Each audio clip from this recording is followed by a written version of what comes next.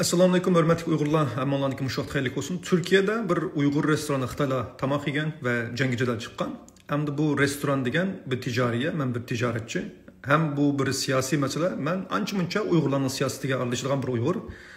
Shuning uchun hem siyosiy hem ticari bir masala bo'lganligi uchun o'zimning ko'z qarashini ancha-muncha isbotligim keldi qarindoshlar. Inshaalloh ishinglarga yarab qolar, ham Uyg'urlarga foyda qilib qolar deb o'ylayman qarindoshlar. Hamda qarindoshlarim, hammamizning ko'ngli xohlaydiki, bizning tijoratchilarimiz Xitoylarga qarashlik bo'lib qolmasin, Xitoylarga mal satmay pul topalaylik. Buni hammamiz umid qilamiz. Xitoylarning milini satmay pul topalaylik, hammamiz buni umid qilamiz. Lekin nurg'un qarindoshlarimiz Xitoydan mal kelib sotadi.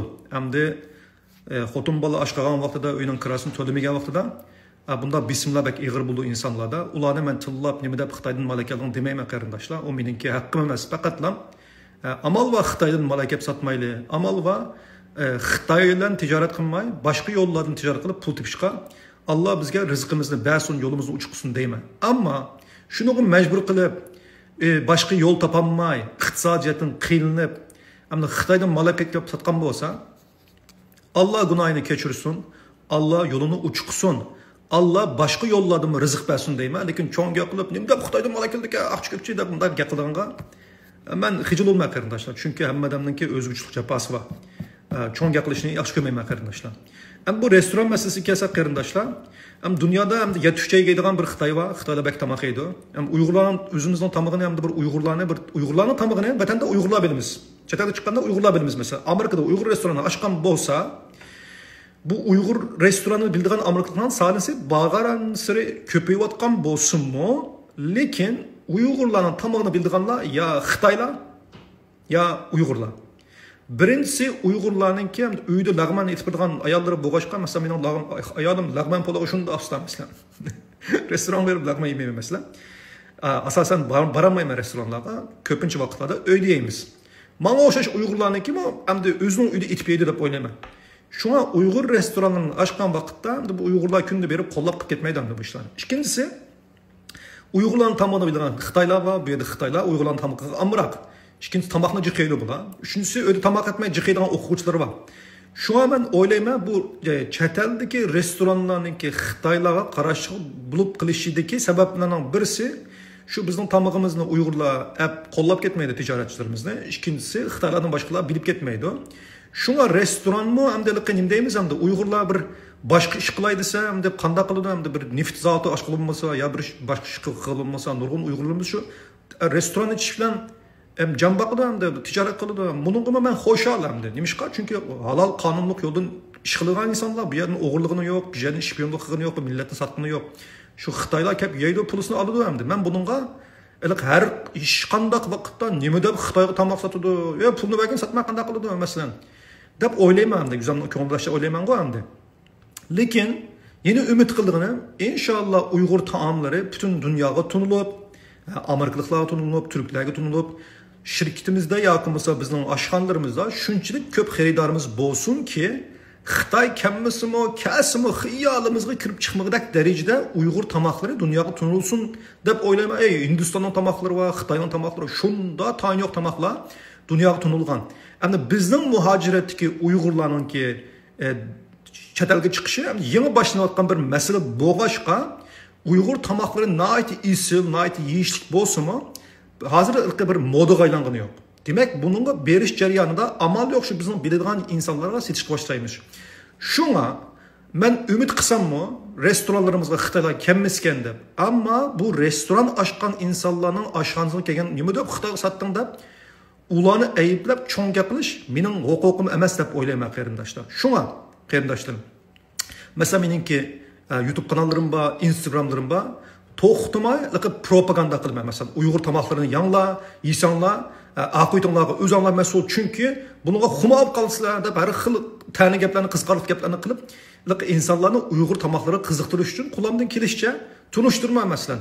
O köşkçe Xitoy nima deb yeydi deb sen bir Uyg'ur bo'lib sifating bilan bir turkni tunutib baqdingmi lag'man poloni sen bir uyg'ur bo'lish suputing bilan amerikaliklarga o'zingizning lag'manini polosini tunutib baqdingmi bizning restoranlarimiz bor shuning adresini berib baqdingmi instagramda taqib baqdingmi u bir uyg'urni qo'llabmi qo'ymay restoran ochgan uyg'urlarni o kashkichi xitoyga nima deb tomoq sotsa deb tillasang bu qanday qilsin endi berib tilamchilik qilsinmi nemish qilsin bu uyg'urlar bu restoran açsa qarindoshlar uyg'ur pul topsa men uchun yaxshi balları boy bo'lsa men uchun yaxshi vaqtani vaqti kelgan vaqtida shu uyg'urlar ana Anvar boyga o'xshash vatan mustaqilligiga urush chiqqan vaqtida bizning baylarimiz qo'llaydi Rabia Qodirga o'xshash o'zining bayligi bilan millatga xizmat qiladi bu kashkichi yaxshi ko'ngil bilan vatanga urush chiqqan vaqtida yoki vatanning ehtiyoji tushgan vaqtida men ko'z yishim bilan vatanga yordam qilaman ko'z yishimni sen 1 kilo yig'lab bersangmi 10 kilo yig'lab bersangmi ko'z yishimning hech qanday foydasi yo'q vatanga pul lozim pul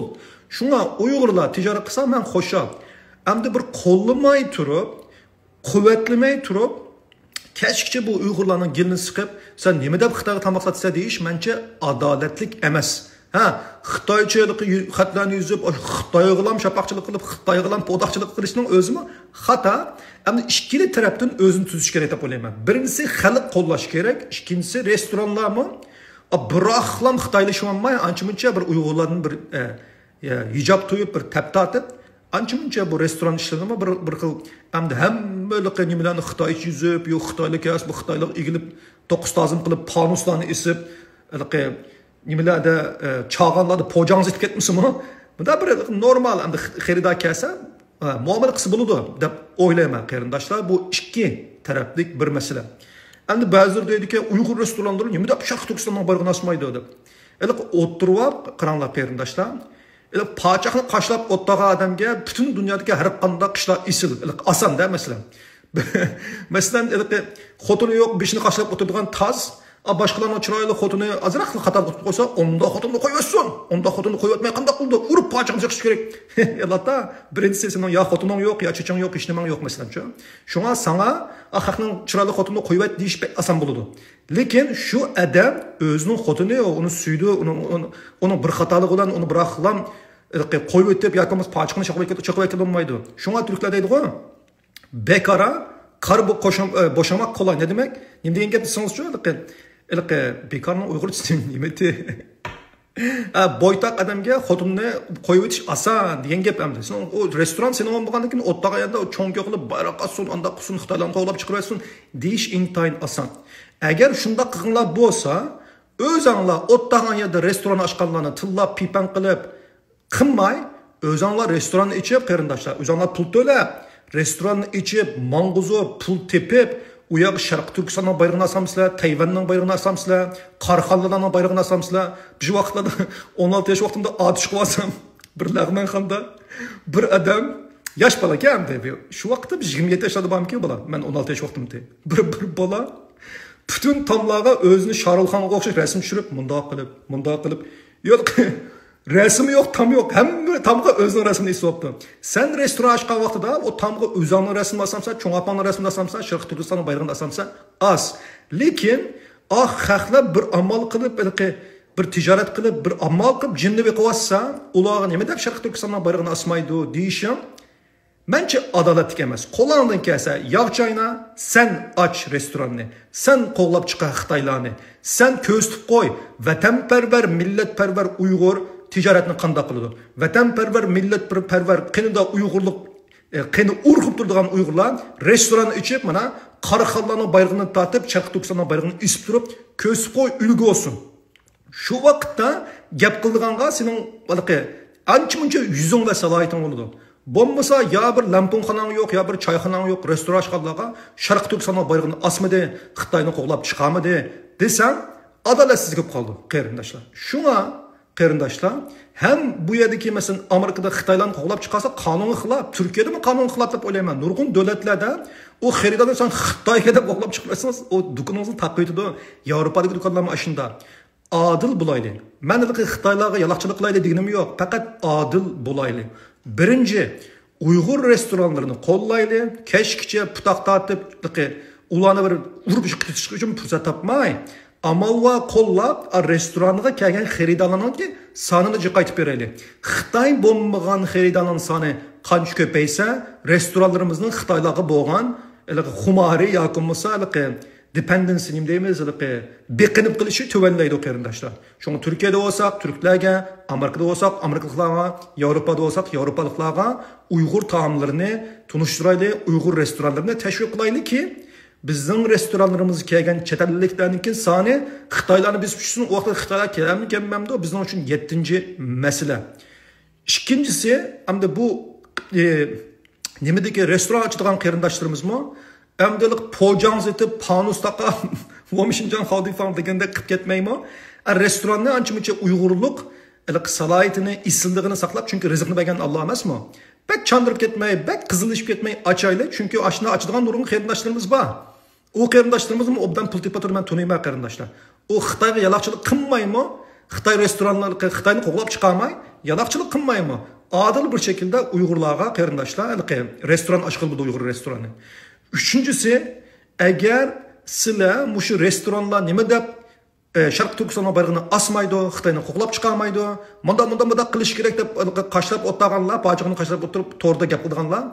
O'zinglar lamponxona ochamsizlar, kabobxona ochamsizlar, lag'monxona ochamsizlar, ichinglar, ichib, o'g'an bola erkak Sharq Turkistonlik bir Uyg'ur mujohid qanday bir oshxona ochdi, butun dunyoga ko'z qo'yinglar. Bayrog'larni asang, isinglar. Shu vaqtda mang'uzolasanglar, mana qo'limizni qo'yib biz texnik sizlarga xizmat qilamiz, restoranlarningki e'lonini bekor qilib turamiz, qo'limizdan kelishicha qo'llaymiz.